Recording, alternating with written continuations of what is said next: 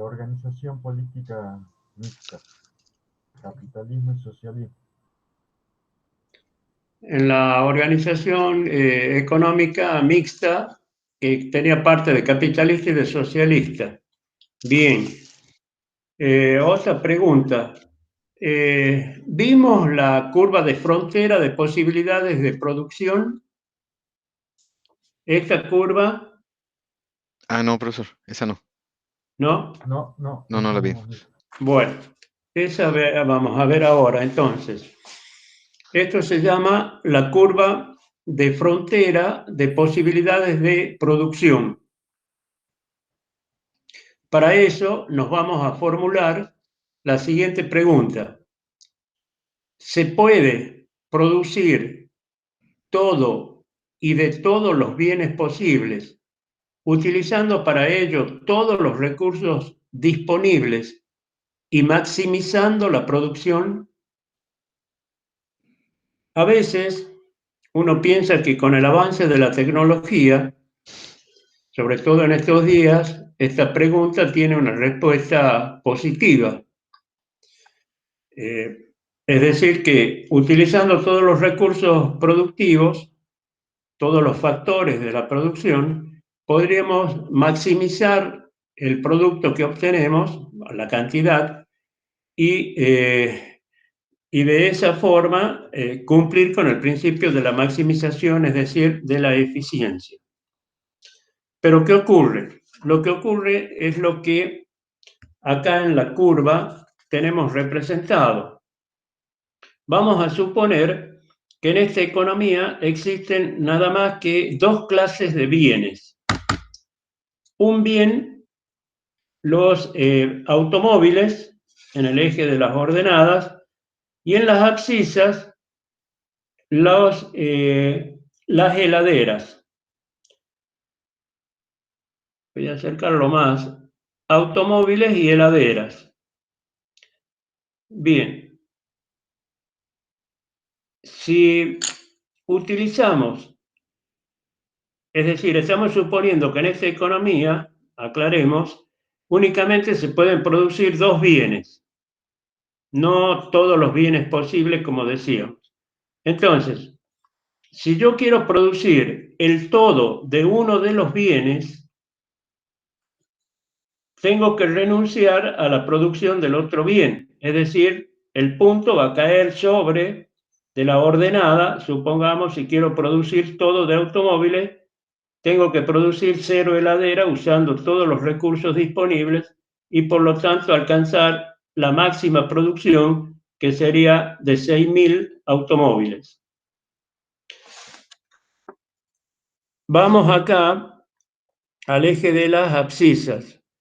Si queremos producir el todo en heladeras, tenemos que producir 5.500 heladeras. Un segundo que acá, bueno. Tenemos que producir 5.500 heladeras.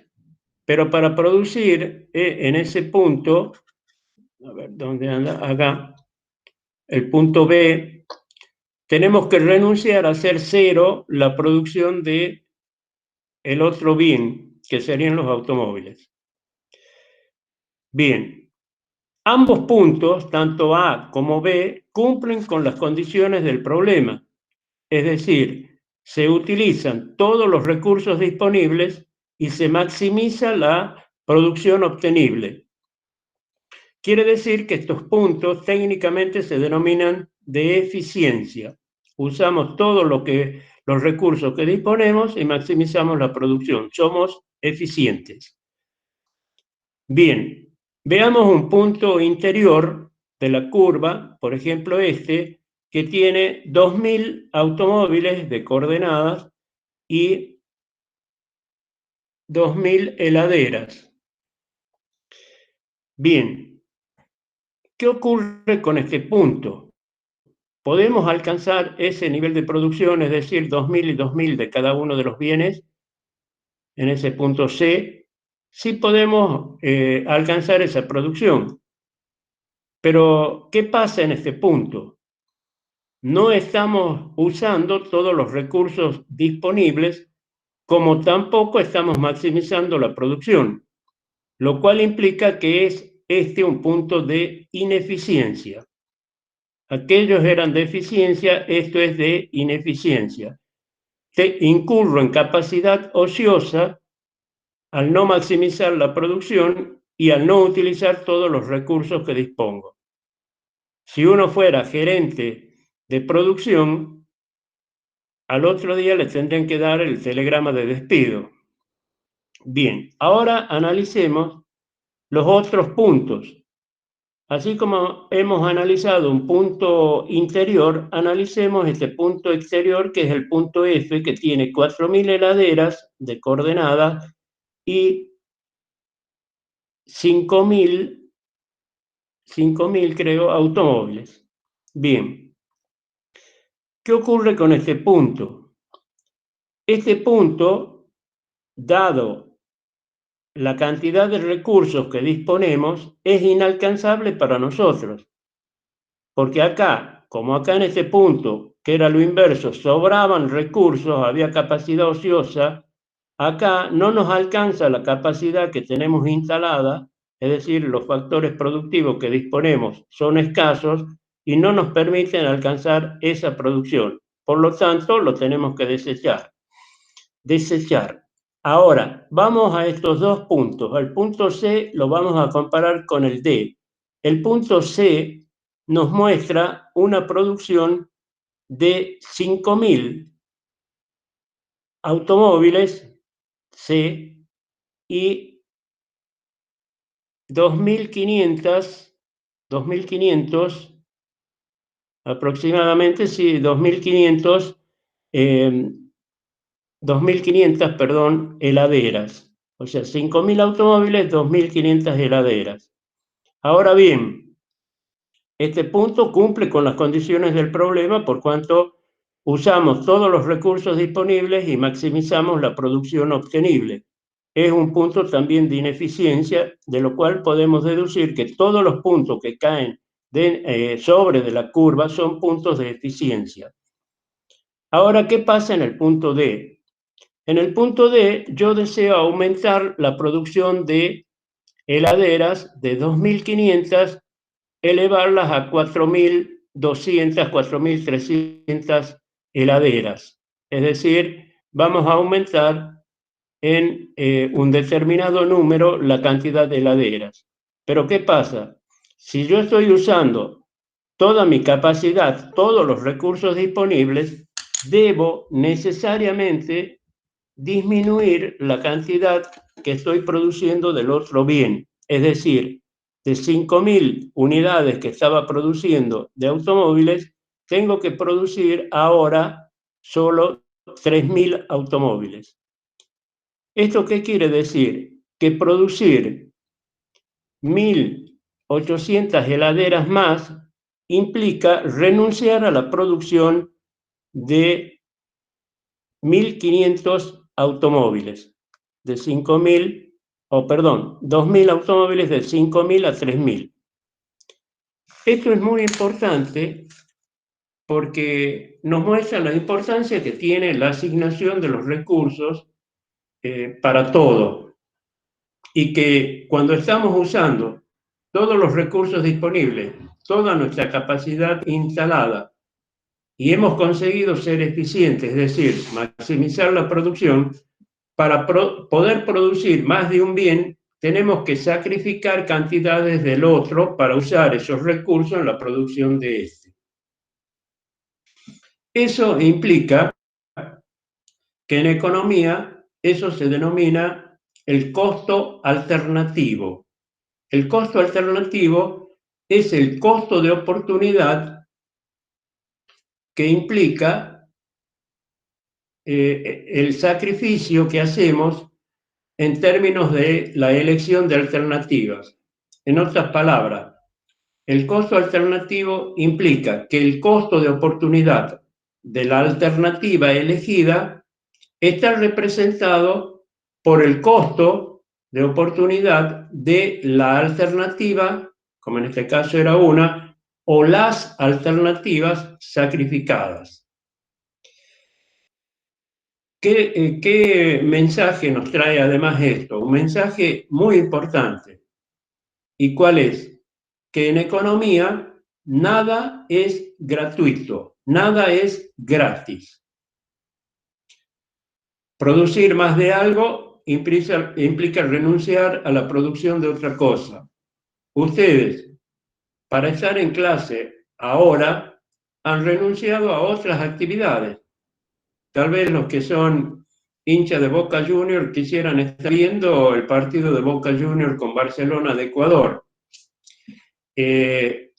Otros quizás estaban trabajando y hacen un paréntesis para asistir a clase, o sea, renuncian a esa hora de trabajo que podrían hacer.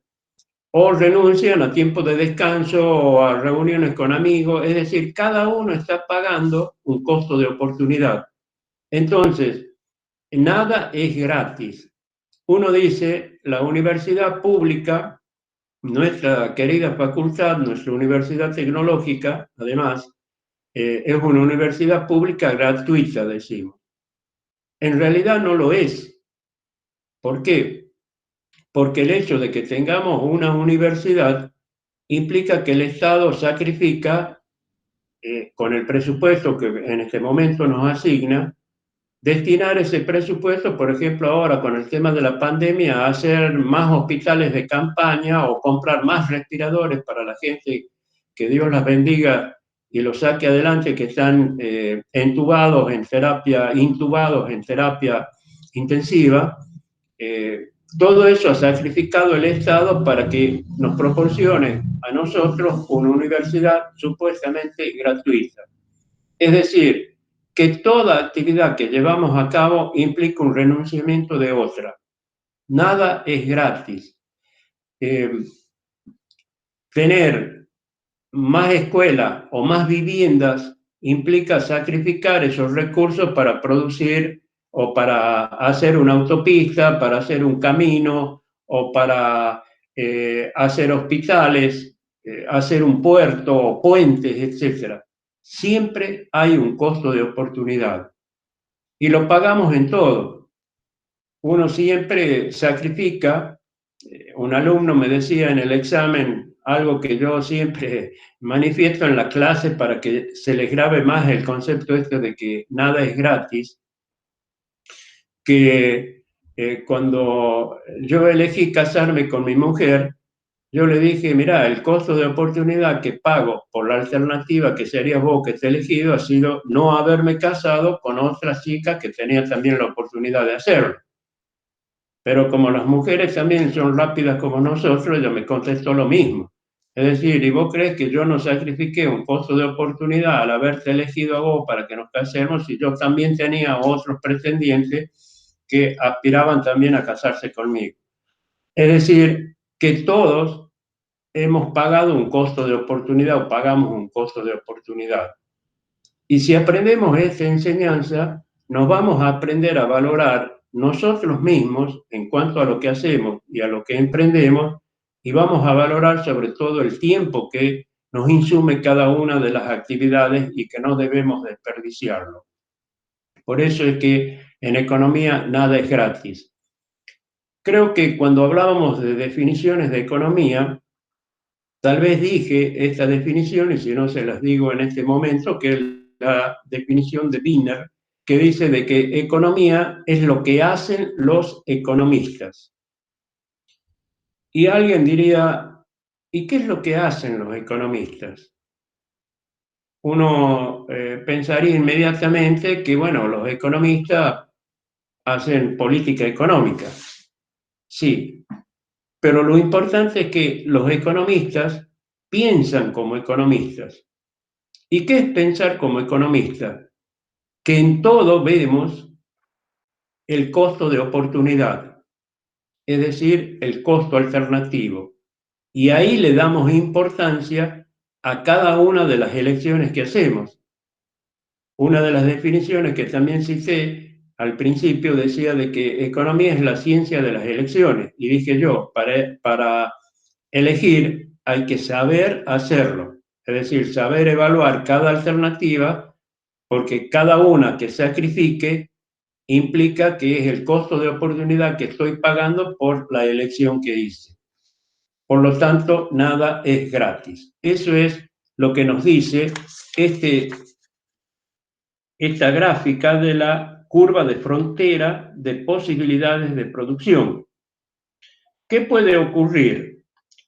Siguiendo con el ejemplo, que hay un avance tecnológico en la producción de heladeras. Entonces la curva va a girar en este eje, se va a desplazar para acá.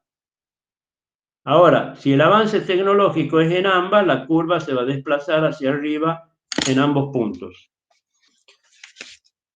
La pregunta que al principio les formulaba, ¿se puede producir todo y de todo y de todos los bienes posibles? La respuesta es contundentemente no, porque acabamos de ver que producir más de algo implica sacrificar el otro bien que queremos producir o de varios bienes que también producimos.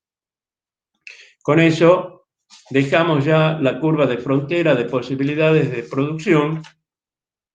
Quiero que me digan, además, si vimos el ejemplo de lo que es, para deducir, lo que le llamamos la utilidad total y la utilidad marginal, o sea, el concepto de utilidad, que cuando veíamos los bienes económicos, decíamos que un bien económico es aquel bien que es escaso, que es apropiable, es decir, que puede ser propiedad de alguien, y además que es útil. ¿Y qué significa que un bien sea útil? Es útil porque justamente satisface una necesidad humana. Este lápiz que tengo en la mano, obviamente satisface la necesidad de escribir en un papel. Entonces, este bien es útil. Esa es la utilidad. Pero podemos medir la utilidad. Entonces, podemos definir a la utilidad diciendo que es el grado o nivel de satisfacción que se experimenta al consumir una unidad más de un bien cualquiera. O sea, no una unidad más, una unidad de un bien cualquiera. Eso es el concepto de utilidad. Entonces, vamos a precisar este concepto con este siguiente ejemplo. Vamos a suponer que estamos en clase en la facultad presencial y les digo, miren, en este momento vamos a la cancha de fútbol que está acá afuera, dentro del predio, los llevo y les digo, miren, durante 15 minutos ustedes van a trotar. Bien, ustedes están trotando 15 minutos. Cuando pasan los 15 minutos les digo, bueno, basta, vamos ahora al aula. Entonces, cuando van a ingresar al aula, me pongo yo en la puerta y les digo, miren, antes que ingresen, abro un paquete grande de papas fritas light y además tengo un salero y le echo más sal. Y le digo, bueno, metan la mano en el paquete y saquen un puñado de papas fritas, vayan a su asiento y van a comer ese puñado de papas fritas. Bien, ustedes imaginan o creen de que luego de haber trotado, ustedes van a ir a comer todavía unas papas fritas saladas, cuando tendrían en ese momento la boca seca y desearían tomar un líquido, sea este agua o una gaseosa o el líquido que ustedes prefieran. Entonces, una vez además que están sentados, les pongo delante de ustedes 4 vasos. Estos 4 vasos. El primer vaso, que lo tienen acá, que tiene un hielo, es decir, que tiene un líquido y hay un hielo. El segundo vaso también está lleno, el tercero y el cuarto. Y les digo, bueno, es agua, vayan tomando. Entonces, ustedes toman el primer vaso y lo ingieren rápidamente, dada la desesperación que tienen por la sed. Toman el segundo vaso y ya lo hacen con más lentitud. El tercero ya lo miran como diciendo, ¿lo tomo o no lo tomo? Toman unos cuantos sorbos y dejan, o pueden llegar al cuarto. O tal vez llegan al tercero, tomaron el tercer vaso y el cuarto no lo toman. Es decir, ahora vamos a establecer una tabla en función de la utilidad que proporciona cada vaso. Vamos a suponer que el primer vaso, la primera unidad, acá vamos a poner en la tabla una columna, va a ser la de la izquierda, que va a decir unidades. Entonces tenemos unidad 1, unidad 2, unidad 3, unidad 4. Dijimos, son los 4 vasos que ustedes vieron en pantalla. Bien. Ahora vamos a poner, dijimos que la utilidad es el grado o nivel de satisfacción que uno experimenta cuando consume unidades de un bien cualquiera. Bien. Vamos a hacer primero una columna intermedia, que la vamos a dejar por el momento en blanco, y la última columna que estaría para la derecha ubicada, dijimos que para la izquierda estaba la de las unidades, y en esta columna vamos a poner a nivel de cada uno de los vasos la utilidad que experimentamos. Entonces, el primer vaso nos proporciona un nivel de utilidad equivalente a 12. El segundo vaso, como dijimos, siempre es menor, porque a medida que más unidades de un bien uno consume, la utilidad es decreciente. Eso también se ve en lo que se denomina la ley tecnológica, que es la ley de los rendimientos decrecientes. Entonces, la primera unidad proporciona, el primer vaso proporciona 12 unidades de satisfacción o nivel de satisfacción. El segundo proporciona 7, el tercero 5 y la última unidad 3. Bien. Ahora vamos con los conceptos. Vamos a medir, acá voy a poner lo que vamos a medir. Entonces, acá, que para ustedes la columna de la izquierda, así están las unidades. La columna del medio que dijimos, la dejamos por el momento en blanco, es lo que denominamos la utilidad total. Y la última columna es la utilidad marginal. Ahora, ¿a qué denominamos la utilidad total? La utilidad total es la utilidad que proporcionan la cantidad de unidades que en cada momento vamos consumiendo. Entonces, si consumimos una unidad, esa va a ser la utilidad total. Si son 2 unidades, la utilidad total va a ser la sumatoria de ambas. Si son 3, la sumatoria de las 3 utilidades, es decir, de cada una, va a ser la utilidad total, y así sucesivamente. Ahora, ¿cuál es el concepto de la utilidad marginal o la utilidad que está en el margen? Que esto es muy importante. La utilidad marginal es el incremento o el decremento o disminución que se produce en la utilidad total como consecuencia de consumir una unidad más de un bien cualquiera. Esa es la utilidad marginal. Bien, entonces, vamos a poner ahora los valores. Ahí lo tienen.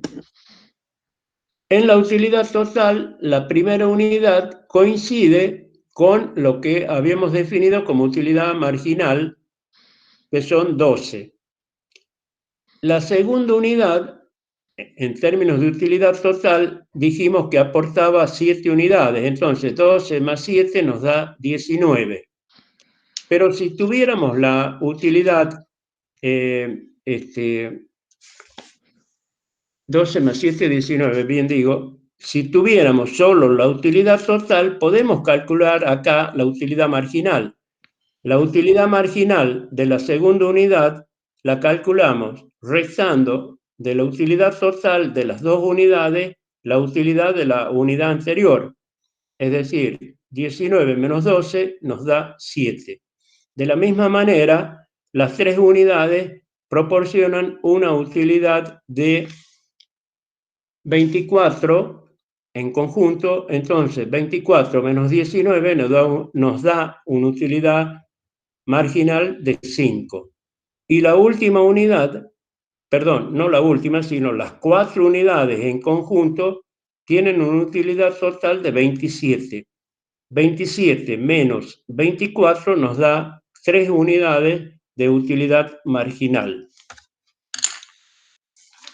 En el libro de Gregory Mankiw, que es un bestseller en economía, que está recomendado también en la bibliografía, y creo que ese libro también está disponible en la web.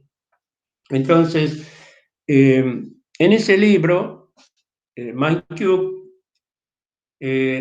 enuncia, esa es la palabra justa, los 10 principios de economía, así como calculo yo que lo ha hecho parafraseando o imitando a los 10 mandamientos. Uno de los mandamientos estos dice de que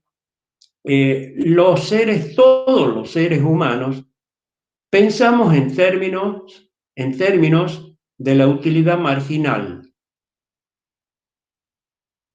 Bien, ¿qué hacemos, por ejemplo, cuando vamos a un supermercado y no vamos para comprar, supongamos, un aceite? Llevamos dinero, no solo para el aceite, sino un poco más. Y supongamos que ese aceite cuesta 150 pesos la unidad. Pero vemos que dice, si lleva 2 unidades, la segunda unidad tiene un descuento del 80%. Bien, hacemos número y vemos, si llevo una unidad más, me beneficio con un descuento de un 40% en cada una de las unidades y bueno, lo llevo. Es decir, tomo la decisión, si tengo los recursos, que es el dinero en este caso, lo llevo. Ahora, si no tengo el dinero, y obviamente no lo llevaré, pero voy a pensar en términos de utilidad marginal. Es muy probable que si no tengo el dinero, me vuelva a casa, traiga la diferencia y compre las 2 unidades, porque me va a resultar violento comprar una sola a ese precio cuando puedo beneficiarme de un 40% menos. Es decir, de 60 pesos menos y pagar solo 90 pesos cada unidad. Todos los seres humanos pensamos en términos de utilidad marginal. Siempre yo, cuando voy a comprar algo, pienso así y lo obligo al vendedor a pensar de la misma manera. Por ejemplo, una vez fui a comprar una camisa y la vendedora me dice, mira, la camisa tiene precio tal. Bien. ¿Y qué otro color tenés? Y me empieza a mostrar otra camisa, y yo me empiezo a entusiasmar porque era algo que siempre me gustó. Y elijo como 3 camisas en aquel momento, tal vez 4. Bien, entonces le planteo a ella, ¿qué descuento me vas a hacer? Obviamente la respuesta fue, no, yo no puedo hacer ningún descuento, señor. Además ya están en oferta las camisas. Le digo, no, mira, yo te estoy llevando 4 unidades, no es una. Tiene que haber un descuento.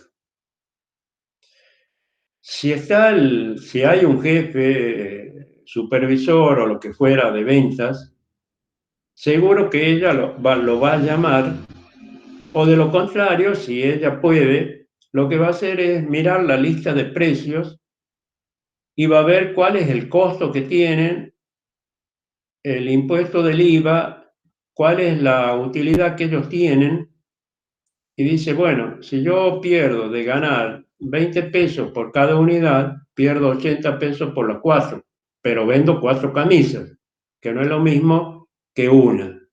Entonces está pensando en términos de utilidad marginal. Entonces es muy seguro que ella o cualquier vendedor va a acceder al requerimiento de uno, porque lo obligamos a pensar en términos de utilidad marginal. Es por esa razón que Gregory Mankiw esboza en ese libro ese principio, así le llama, los 10 principios de economía, que es el principio que dice de que todos los seres humanos tomamos decisiones en términos de utilidad marginal. Es decir, esa nueva unidad, qué utilidad, qué valor me aporta a lo que yo quiero lograr o satisfacer. Bien, vamos ahora a ver esto que es el modelo de una economía de empresa, que creo que no lo vimos. Ustedes me avisan si es que ya lo vimos para que no lo veamos. Bien, este modelo de economía de empresa es el modelo que tiene cualquier economía en cualquier parte del mapa mundo, del mapa mundis. Entonces, tenemos acá dos rectángulos. Un rectángulo está representado, en este caso acá, por las empresas. Y otro rectángulo que son los hogares. Hay que decir de que los tres agentes económicos, así se denominan, que intervienen en toda economía son los hogares, llamados economías domésticas, las empresas y el Estado. Son los tres agentes. Acá en este caso estamos viendo solo dos de ellos. Bien, ¿y cómo es el modelo de una economía de empresa? Pensemos en una empresa. La empresa está acá, aquí, en el medio. La empresa se relaciona con los proveedores, que obviamente son los que le aportan todo lo que necesita para que la empresa pueda producir su producto.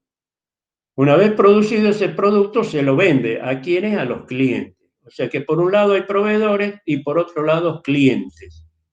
Esa es la economía que tiene una empresa, pero ese es el modelo económico que tiene justamente una economía. Entonces, acá estas dos elipses son mercados. Un mercado, este mercado que está superior, es el mercado de los bienes y servicios. Podríamos decir que en ese mercado se comercializan los automóviles, las cubiertas, el arroz, los fideos, la carne, las verduras, la ropa, etcétera, todo lo que conocemos como bienes y servicios. Y acá tenemos el mercado de los llamados servicios productivos o factores productivos. ¿Cuál sería el mercado de los factores productivos o de los servicios productivos? Dijimos que los factores de la producción eran tres. Si es la clasificación de lo tripartita que hicieron los economistas clásicos, era que se clasificaba en la tierra, el trabajo y el capital. Eran los tres factores productivos. Y en el caso de la clasificación actual o moderna, eran los recursos naturales, los recursos humanos y los recursos materiales. Por lo consiguiente, cuando hablamos del mercado de servicios productivos, estamos viendo tres mercados acá adentro, que sería el mercado de la tierra, el mercado del trabajo y el mercado de los recursos materiales o el mercado del capital. Bien, ahora veamos qué papel tienen los hogares. Primero, ¿qué hacen las empresas? Las empresas, acá en este mercado, hacen la oferta de bienes y servicios. O sea que las empresas producen y venden bienes y servicios. Acá eso es lo primero que está acá. Producen y venden bienes y servicios en este mercado. Hacen la oferta. La demanda la constituimos nosotros, los hogares, que somos los que demandamos estos bienes y servicios para consumirlos. Entonces, los hogares, la primera función es que compran y consumen esos bienes y servicios. Pero esos bienes y servicios, la línea punteada sería que está en términos de unidades físicas. La línea llena está expresada en términos de dinero. Tenemos que pagar por esos bienes y servicios y eso para nosotros es lo que llamamos el gasto de los consumidores. En cambio, para las empresas es lo inverso. Son los ingresos por ventas que reciben las empresas. Bien, ahora vamos al mercado inferior, que era el mercado de servicios o de factores productivos. ¿Qué papel tienen los hogares? Los hogares son los que poseen y venden los servicios productivos a las empresas. O sea que los hogares lo que hacen es hacen la oferta de bienes y de servicios productivos, que son, ¿qué bienes? Tierra, trabajo, capital. Y las empresas demandan esos bienes y servicios. Acá está la línea punteada, es decir, que lo que hacen las empresas es contratan servicios productivos. Dijimos, esto es en términos de unidades físicas. Entonces, las empresas tienen que pagar por esos servicios que contratan y lo que pagan las empresas le denominan costos. Se llaman técnicamente, son costos para las empresas. Pagan los hogares esos ingresos que son para los hogares, corresponden a los ingresos que son de las rentas, que correspondía a la tierra, los salarios, que corresponden al trabajo, y los beneficios que corresponden al capital. Entonces, miren la línea, es decir, que de repente tanto los hogares se constituyen en proveedores para las empresas de bienes y servicios, pero además en clientes de las empresas.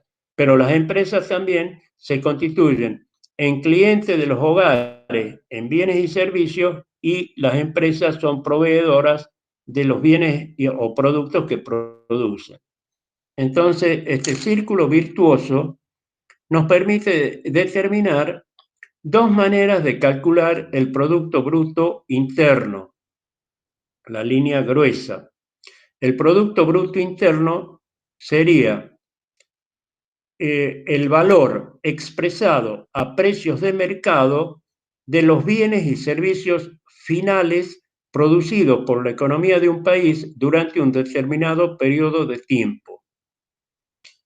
Bienes y servicios finales, acá no van los bienes intermedios o insumos. Acaban los bienes y servicios finales, por eso se llama producto. Un producto es un bien final. Bien, entonces, hay tres métodos para calcular el PBI, que sería el método del gasto, el método del ingreso y el método del valor agregado. El método del gasto sería el gasto que hacen en términos de bienes y servicios los hogares, las empresas y el tercer agente productivo, el Estado.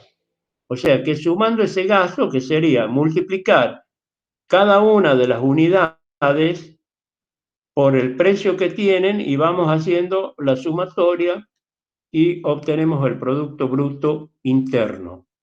Interno porque es dentro de las fronteras del país y bruto porque no se deducen las amortizaciones de los bienes de capital, amortizaciones o depreciación.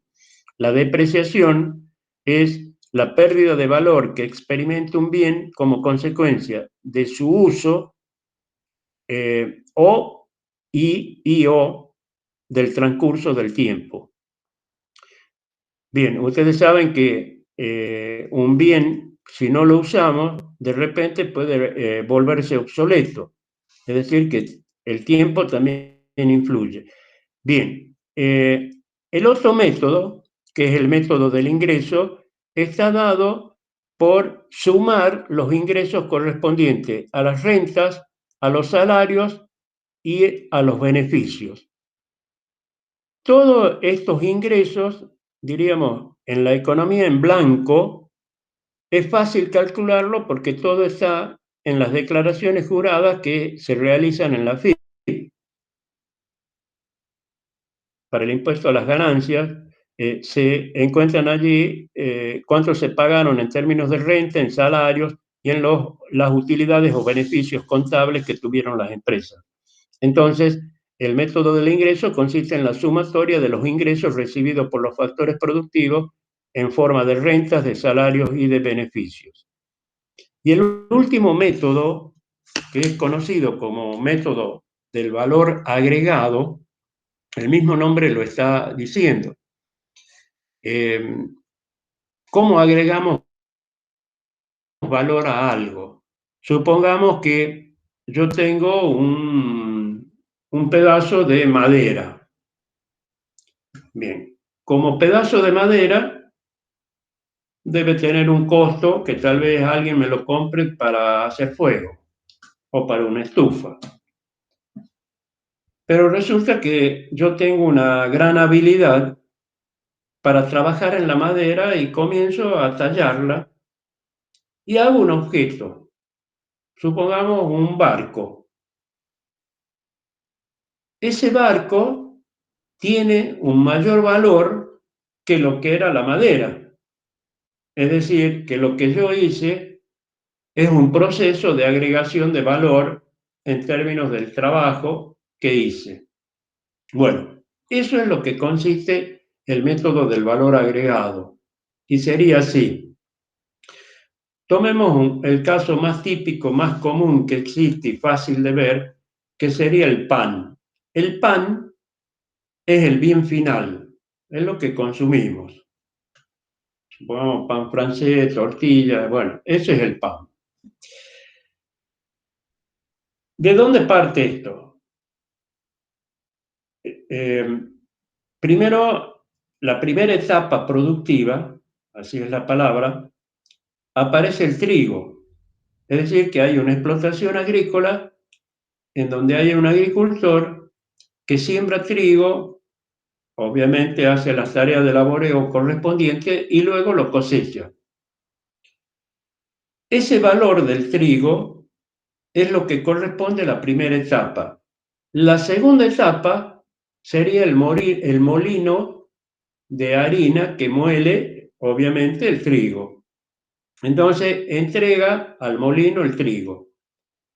El molino, por lo tanto, tiene un costo que es el insumo, el trigo, como tiene otros costos también, como ser el valor del envase, de la mano de obra, de la energía que gastan, etcétera, etcétera, tiene otros costos, más la utilidad que vende.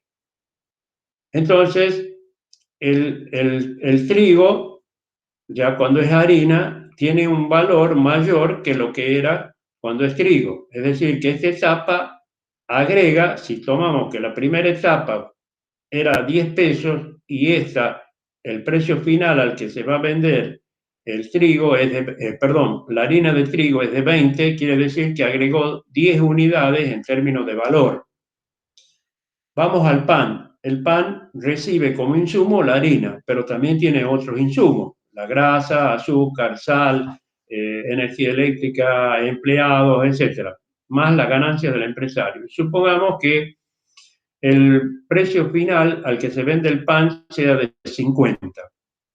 Bien, si nosotros tomamos el método del gasto, tomaríamos las toneladas de pan que se han producido en el año, lo multiplicamos por el precio del kilo de pan o el precio de la tonelada de pan y nos da el importe que vamos a acumular en la sumatoria esa grande que hacíamos para el PBI por el método del gasto. Bien, en el valor agregado, entonces, dijimos, que la primera etapa era de 10. La segunda etapa era también de 10 que agregaba, porque era, creo, el valor de 20 de la harina, agregó 10 en términos de valor, y la última etapa es de 50. Pero compró la harina 20, o sea que en realidad agregó de valor 30. Entonces, si sumamos el valor que cada etapa generó o agregó, la primera fue de 10, la segunda fue de 10 y la última fue de 30. Nos da igual a 50, que es lo que como producto final el pan tenía el mismo valor 50, es decir, que por un método o por el otro vamos a llegar al mismo valor para calcular el Producto Bruto Interno, y lo mismo sería si sumamos los ingresos correspondientes a los factores productivos, que sería el método del ingreso, y nos va a dar el mismo valor de 50. Bien, con eso hemos terminado la clase de hoy. Nos veremos, si Dios quiere, el próximo jueves. Lo que sí quería decirles es que se está hablando de este confinamiento como el año pasado. Entonces, si hay ese confinamiento, se produce ese confinamiento, yo diría de que si podemos, veamos si todos trabajan y siguen trabajando, si no van a trabajar, de manera tal que la clase comencemos más temprano, no sé, a las 5 o 6 de la tarde, el horario que ustedes me digan, como para que terminemos mucho más temprano y no de noche. Bueno, eso lo veremos ya en el grupo de WhatsApp, si se dan las cosas así, para que veamos qué horario elegimos de esa forma. Bien, que tengan unas buenas noches y nos vemos, si Dios quiere, la clase que viene. Hasta luego. Buenas noches, profesor. Hasta luego. Chao, chao. Hasta luego.